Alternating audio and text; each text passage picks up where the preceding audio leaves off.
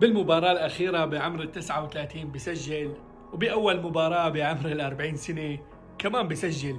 بكل مكان بكل زمان وبأي وقت بسجل، لا بكل ولا بمل ولا بيزهق من تسجيل الأهداف. هذا اللاعب انوجد بهي اللعبة بس كرمال يسجل الأهداف ويكسر الأرقام. نعم عزيزي المشاهد المحب والعاشق لكريستيانو رونالدو، لاعبك اليوم وصل للهدف 924 وتبقى القليل فقط لحتى يوصل للهدف رقم 1000. نعم عزيزي العاشق لكريستيانو رونالدو، لاعبك راح يكون أول وآخر لاعب بتاريخ كرة القدم بيوصل للهدف رقم 1000. خد مني هالمعلومة على السريع، ما في أي لاعب قدر يسجل أهداف أكثر من كريستيانو رونالدو من لما انضم لنادي النصر.